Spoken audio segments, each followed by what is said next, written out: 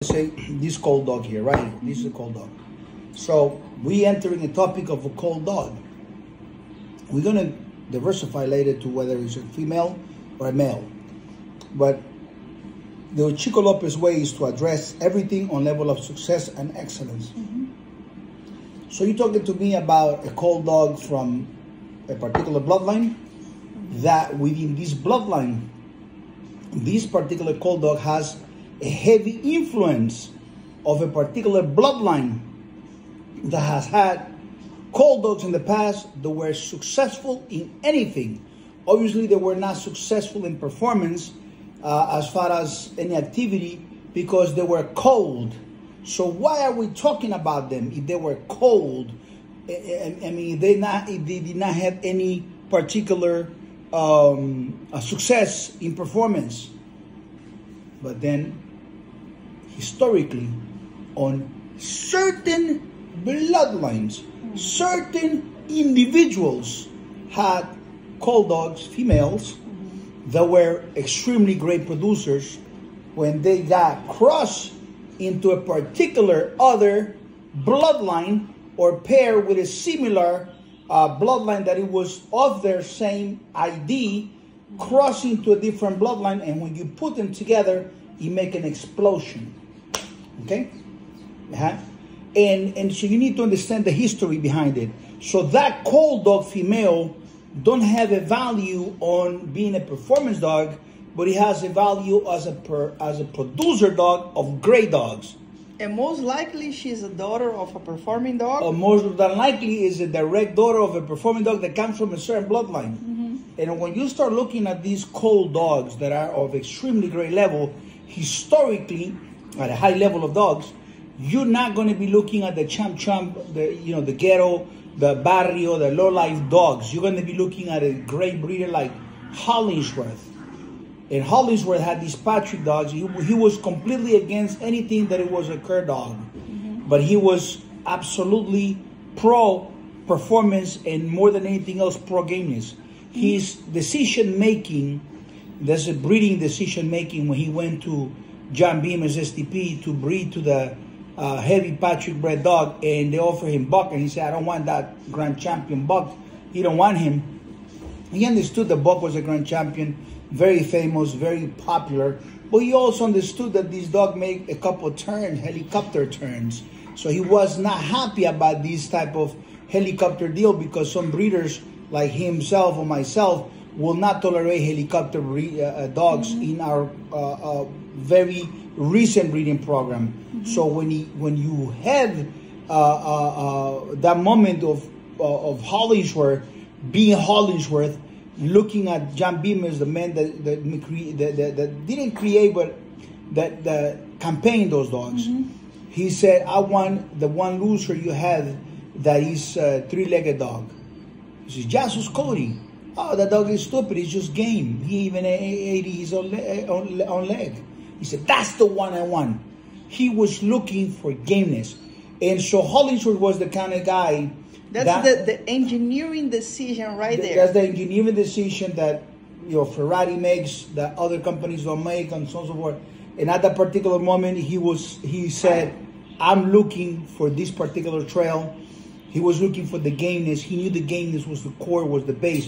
He wasn't impressed by, it could be a sniper type of situations, accommodations to win or whatever. He was looking for the core of gameness.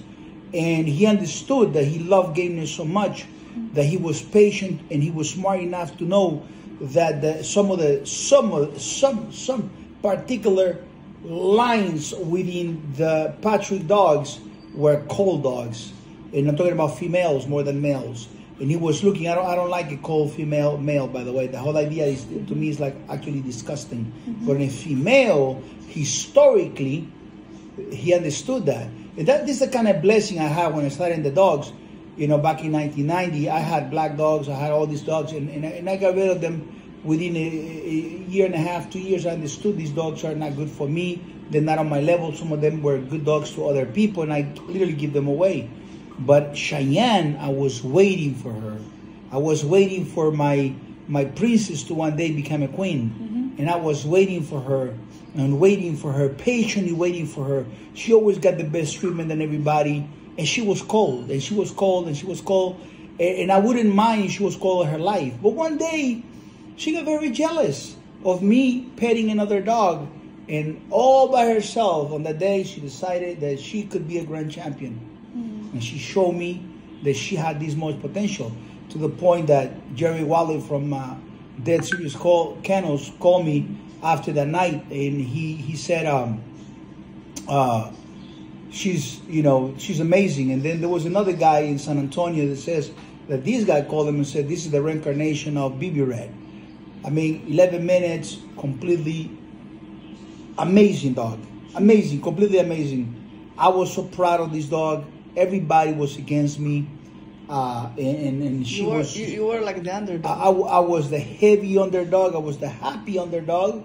I look around, 250 people, and I said, well, they came to see somebody get smashed. More than likely it's me. So we were special. We gave the middle finger to everybody. And she went out to become the tremendous producer, and she's I'm very blessed. I remember when I picked her, and I'm looking at the puppies, and I'm playing with the puppies, and I said, that's the one I want. And the guy tells me, no, this is the one you're going to get. And I said, no, that's the one I'm going to get. So I knew already I had this gift, right? I got this gift where I can pick up puppies. And I said, this is the one I want. And he said, no, I'll give you that one. I said, no, that's the one I want. And we pay him, and I said, no, that one is actually going to John Beam as STP. And I said, no, it's Chico Lopez's dog. And I look at the paws, I look at everything, I said, I want this dog and this date. And the guy literally drove to Manhattan. He saw me in the middle of the night, stopped on the light, called me, come around the corner on 51st Street and 7th Avenue. He was in a van. They opened the van. They just kind of just threw me the puppy and left. They were like, we don't want to deal with this guy, I got this dog. She was kissing me, loving me. She was such an amazing puppy. Such an amazing puppy. High Marsh type of dog, crazy, High Marsh reminds me of her a lot. And very blessed. So I don't mind cold dogs that had the Patrick line females that are coming from winner dogs, from a winner mix of dogs. Now, if you started putting Eli in it and all this other bullshit, and the dog is cold, I don't want it, because you have a cold dog from a particular bloodline that is the Tombstone Bully Rebel Jaco, but now you infuse what I call a inferior bloodline, like the Eli dogs and stuff like that, and you destroy it. Even if somebody took some honey bunch, what I use, and infuse it into that, I don't want it, because the honey bunch blood is very difficult. You go through 40 garbage cans to find a good one. You understand? So now we're talking about the greatest of the greatest, Mechanic Buck Ram. Mechanic Buck Ram is a different story. I want it. I need Mechanic Buck. I desire Mechanic Buck. I am going crazy over Mechanic Buck dogs. So that's a different story. Mechanic Buck pair with that, But you have, when someone has choices and has the ability to pick up a lot of dogs, that person will only take a cold dog female when it's coming with a special combination from a special men. You can't get these from the trash can type of guy that is a nobody, pedigree talker, storyteller. I'm nobody, but I talk a lot of shit about dogs. YouTube King channel. No, the YouTube King motherfucking channel. You can't deal with that. You got to come from a man that when you look at the journey of the man, you feel like, please, autograph here. I'm going to make it a tattoo. Just put the signature here, go to the tattoo shop and says, make this into a tattoo, That's the only cold dogs that I'm willing to. Other than that, I don't want a cold dog. And just so you have a reference of what dog in the past was a cold dog, I will call the Blondie. That was a stoke. That's the cold dog that I'm always thinking about when people say cold dog. So these people, they get confused. Then they got a complete garbage can dog that might be cold and it has no qualities to produce the dogs, and the person that actually owns the dog and is asking questions if that dog should be bred, what do you think? That guy is full of confusion. The guy is full of doubts. A real true G, a top G like me, don't ask nobody. I don't call nobody. I don't ask nobody. Do you know why? Because you make this project and you kept all the puppies for you. Absolutely. Because, you know, when people, other breeders right there, they do their own product. What they do, they sell everything and they don't measure how the products go, because everyone had the dogs. He kept none to himself. Correct. And you are the top G because we kept all the puppies, and we say, let's see if this experiment is going to be positive or negative. Yeah, no, you understand? Listen, the guys that only perform when they're in a community, they are too little among too many dummies. Too little among too many dummies.